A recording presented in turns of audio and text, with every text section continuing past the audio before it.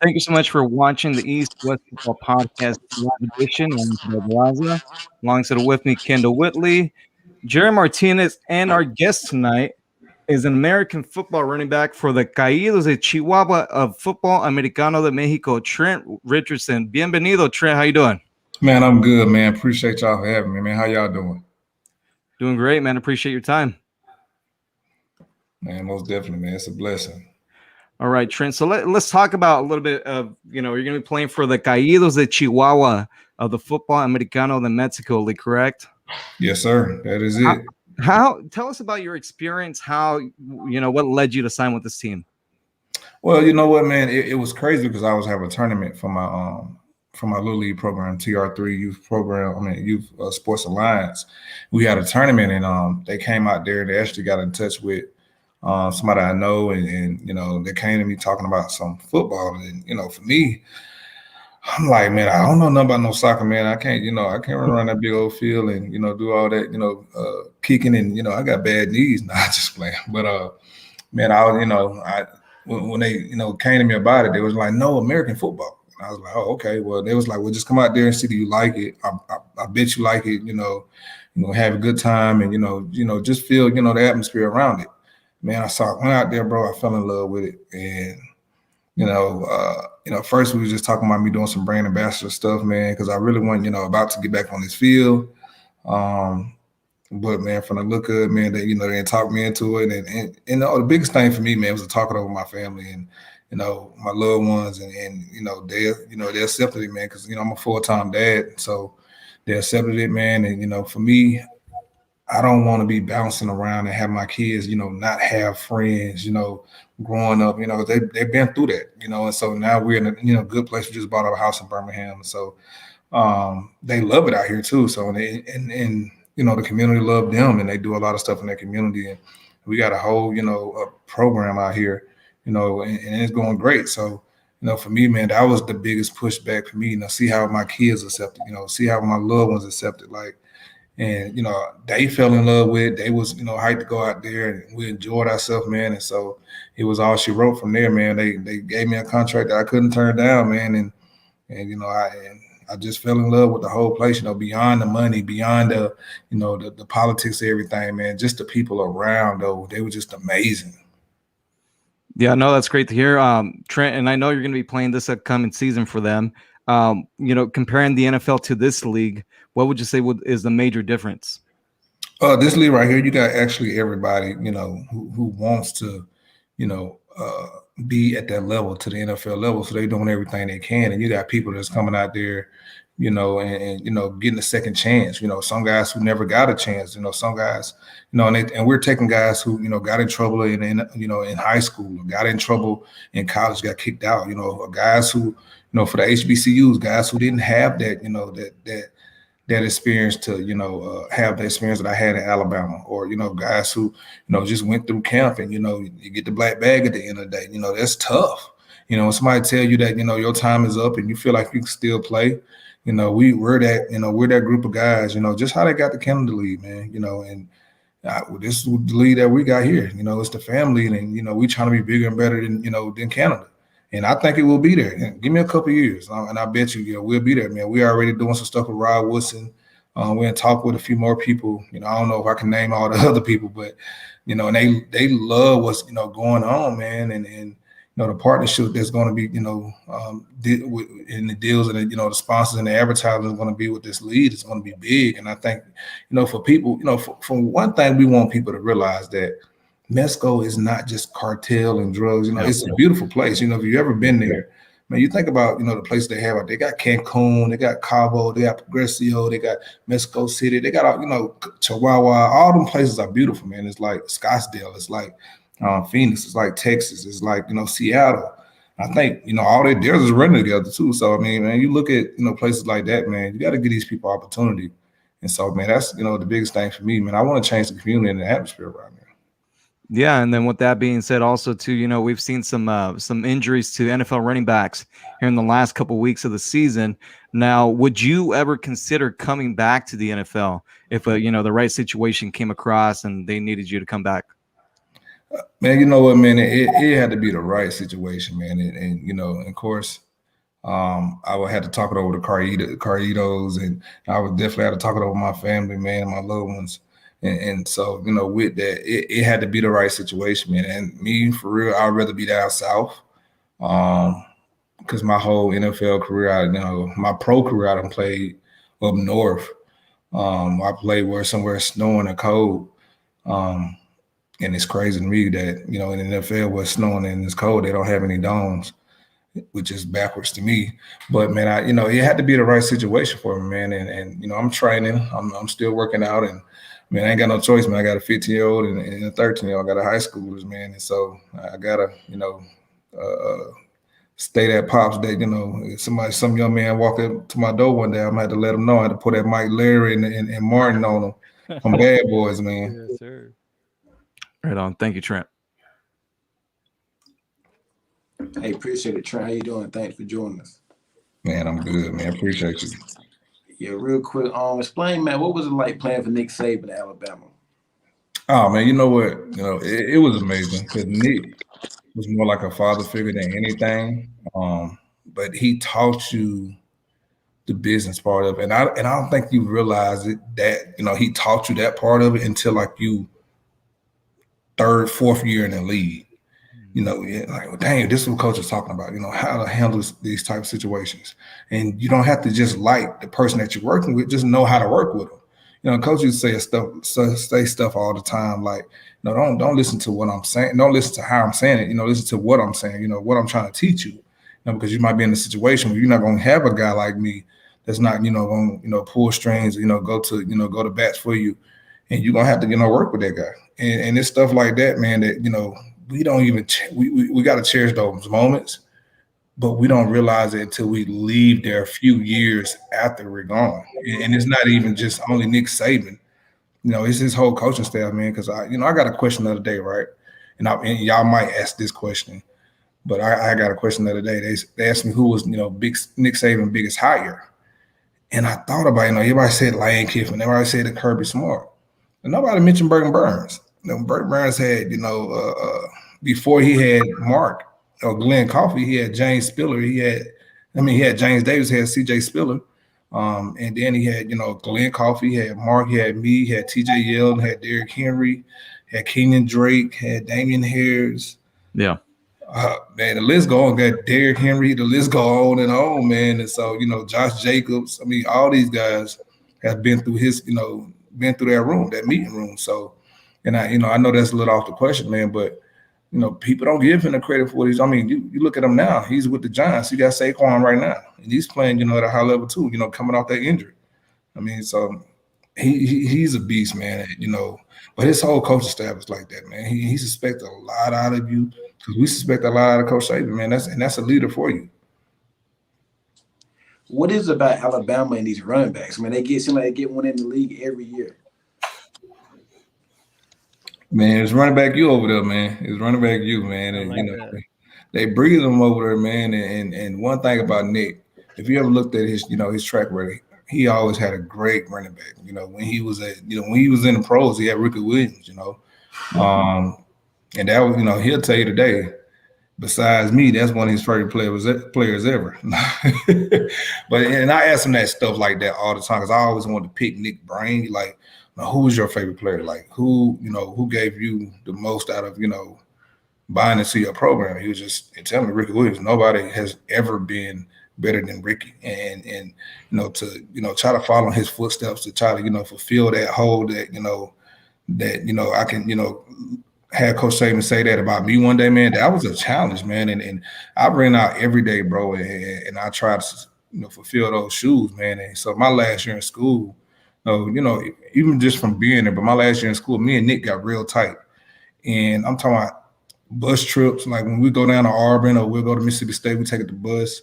I'm sitting by him, we talking on the plane, we talking. When we go do our little morning walk, we got a late game, I'm up front walking with him, talking. In the movies, we go watch a movie, I got to sit by him. You know, that was one of the things that he said about me. You're like, man, you know, it's going to be crazy. I'm not going to have you around, because I did that for like 2 or 3 years. I think, you know, at the end of my freshman year, I started doing it, but, you know, for 2 years solid, I did it. And and it made me better because it made me think about more than just football when it came to Nick, more than just the the the much more than a game because I got to pick his brain on other than football. Man, we talk about Miss Terry, we talk about his dogs, we're talking about his kids. I mean, me and his daughter was in the same grade, and so we had classes together. We'll talk about stuff like he would, help me out, with problems I had at home, and talk to me about my kids. I mean, it's still a lot of stuff today that I use in my everyday life with my kids that he taught me. Appreciate it, Trent. Most definitely. Trent, now it's my turn, man. I mean, how can I how do I send this show off right with a bang, right? So let's get right into it. So I did have a question about so far what you've seen from the crowds there in Mexico. So I mean, the crowd, as far as the fans, how are they embracing American football there? Oh man, they love it. You look at the just the videos I done seen, or just coming out the airport, man, and you got people running up to me. You got people taking pictures all over. You'll think that you was just getting off in the stop in LA. You got people just flashes coming at you.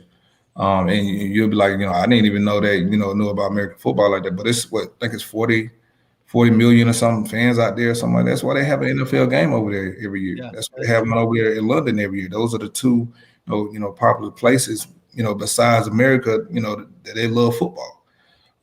So when you think about the stadiums, man, they 20, 30,000 deep every game. They halftime shows are bigger than the Super Bowls. I'm talking about a regular halftime show, man. And so, just looking at all that on a video, I'm like, is this just, is this the Super Bowl of y'all's, or is this, is this the big game? They're like, no, this is a regular game. And so, it won me over, man, because I love that crowd, man. I love the intensity. I love the atmosphere, man, of being in those big games. Always feeling like, the game is on the line. And the team that I'm playing with, man, the owner, man, he's the Jerry Jones over there, man. He is, we're the Cowboys, we're the Mexico team of Mexico over there, man, and that's what it is.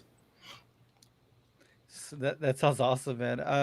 I know we've heard of it from I think we've had other people, other players that have tried to make it into the NFL, and a lot of them have said that they're choosing to play in Mexico. So it's great to hear. I can't wait. Hopefully, we can get some kind of airtime or be able to see that. Um, so real quick, but because I got two really good questions. I know you're an SEC guy, man. Mhm. So what are your thoughts on Texas and Oklahoma joining the SEC, and how long do you think they need to be able to put up a team that can compete with your Road Tide? Oh man, with Roll Tide, ugh, that's tough, man. It's tough It because is tough. You guys Nick, are dominant. yeah, man, we do that year in and year out. And, that's a real dynasty that Nick has built over here. And so Yes, I think it's unfair to, for people to try to compete with Nick, because Nick is not even competing with people anymore. He's competing with himself. He's competing with, I mean, he's the past Bill Brown on the championship, record. Now he got one more to beat, at Alabama for him. But altogether, he got the most, championships. So he's not even, he's not even competing with nobody no more, man. So when it comes to Oklahoma, when it comes to Texas, man, I think it was a brilliant move for the SEC. I think it was a dumb move for the Big 12. I don't know how do you let them two teams hard hitters go. I mean, that's like letting Alabama and Auburn go, or Alabama and LSU. Um, you very true. cannot let these type of teams leave your program. That's like letting Clemson leave the ACC. How do you do that? When you got the opportunity, you cannot mess it up. Whatever they had to do, they should have kept them happy. And for them to want to leave and get out like that, that tells you a lot what's going on in Big 12. Um, but I think for them to compete in the SEC, I think it'll take start maybe 2 years if they give them that long. Because some programs now, man, they only give you a year or two. I mean, I feel like they did. Pruitt messed up. the way they did Pruitt, and probably because I'm biased, because Pruitt was a GA when I was in school. But I feel like, man, when you're talking about SEC play or getting a program going right now, I think Stark would be the fastest one, to competing in SEC when it comes out those two teams right there. I mean, you think about it. It took Texas A&M a minute. It took them a while. They just starting to compete, and they still ain't there just yet. I mean, they had a couple years with Johnny Football. They had some amazing, great plays with him, but other than that, they still haven't been like dominant every year. They're gonna get 10 or 9 or 8 wins a year. We haven't seen that just yet. But they have had some great players come through there. With Mike and with Johnny. So I mean, but other than that, man, it takes a minute, man. You look at Missouri. Didn't Missouri go to the SEC championship one year? Yeah, they went to the SEC championship one year, right? If I'm not mistaken. I believe you are right. That was what was that? Maybe about 3 seasons. No, I get lost with the COVID season, man. It might have been a while back, right? Yeah, I think it was a while back. yeah. God dang. They had some good pass rushers. Yeah.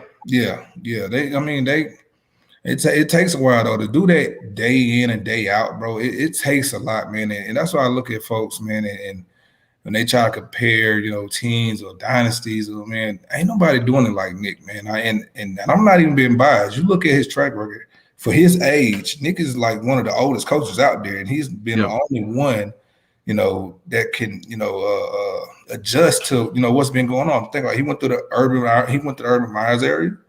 He's going through. He went through the Chip Kelly area with when everybody started doing the fast hurry up offense. And every one of his coaches are going somewhere the next year. And he's going through the Lane Kiffin stuff now. He's going through. He's mixing it up every year, and he's out there putting up. And so when I look at Nick, man, it's just incredible what he's doing over there because I've never seen nothing like it. You lose 15 players to the draft every year, or you lose at least 10 solid players to the draft every year, and it's just like he's reloading. I tell guys all the time, a lot of players that Nick done had has been better than his starters. I mean, you look at Marcel Darius, he wasn't even the starter. He went third pick. He was behind Terrence Cody. You look at you look at me. I mean, look at me. You look at Eddie. You look at Derek. I mean, Derek didn't get to play that much until like one of his last years. I mean, me too. Yeah. I mean, so you got a lot of guys out there, man, that just got a lot of talent, man. You look at what them guys did with them 3 receivers they got in the league right now with Judy. Yeah, with Judy, with Ruggs, Jalen Waddle, Jalen Waddle, man, it's just amazing, man. And I mean, that's come from losing guys like Coop, losing them type guys, man. Out there, Stewart.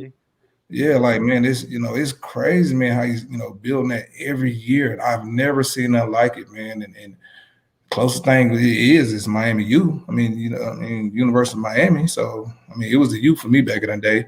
I mean, but now, I mean, that's the closest thing ever. And, those two programs go back and forth when it comes to year in and year out. But Nick has been, the most consistent coach it is. Yes.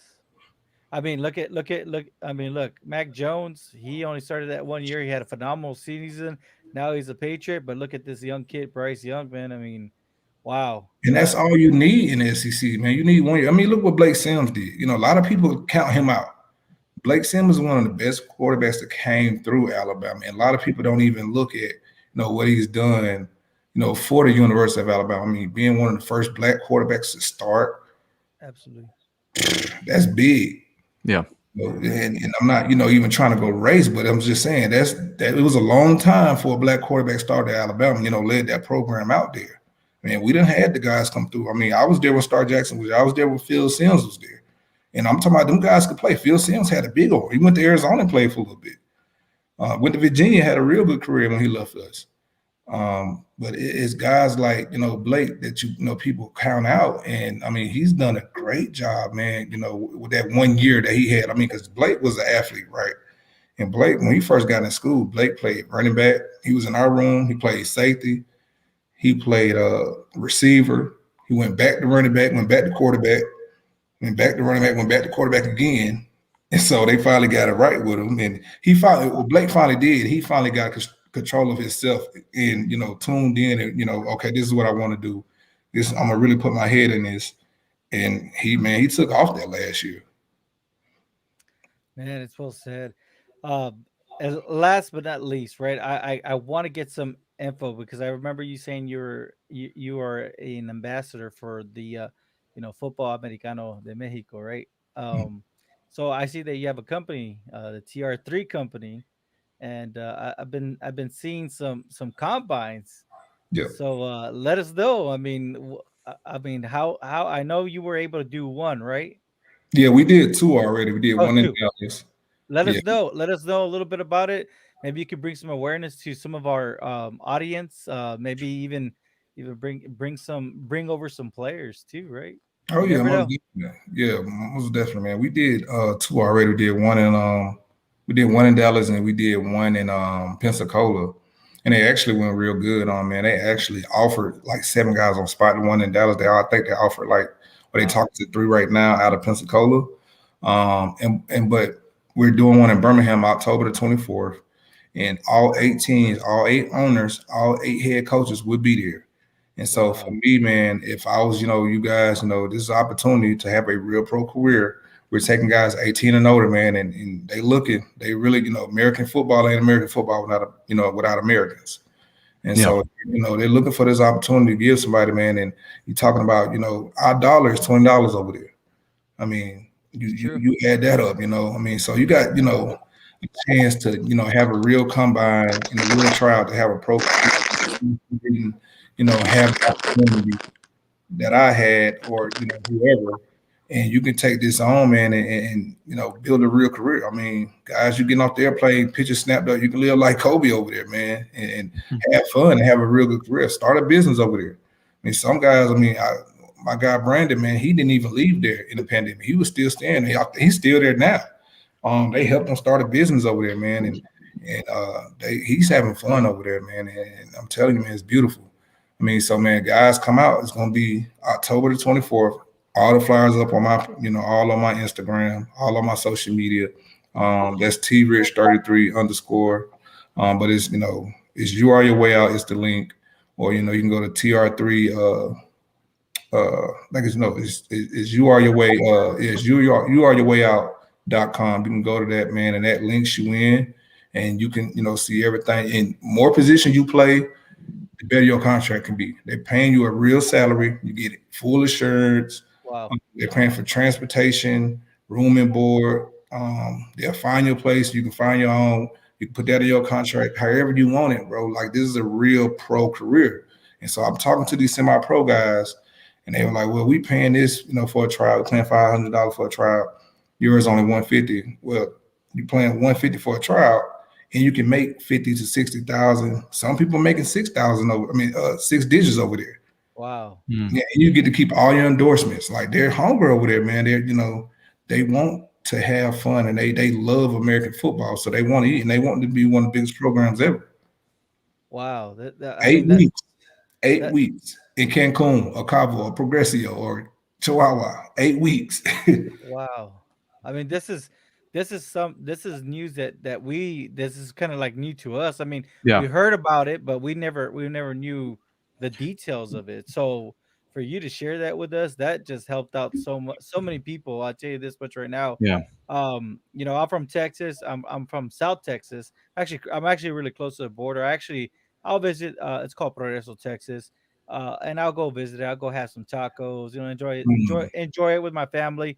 But it's crazy because down here in Texas, especially South Texas, we have such I mean, we have an influx of talent that just never get that opportunity to play D1 or even D2 just because it's hard. It's hard to get your name out there or get college coaches to take yeah, notice of you. So this is all great news. I'm going to make sure I share this. But let me go ahead and turn it over to Fidel. I thank you so much, Trent. yes, sir. Appreciate you, man. And guys, anytime y'all want me to Yeah. come on, bro, I'm here for Yeah. y'all. And well, Trent, let's have you back maybe a week before the tryout so we can kind of get, because off my top of my head, I already have two players, or athletes that we've interviewed in the past that are looking for that kind of opportunity that you guys are offering right now.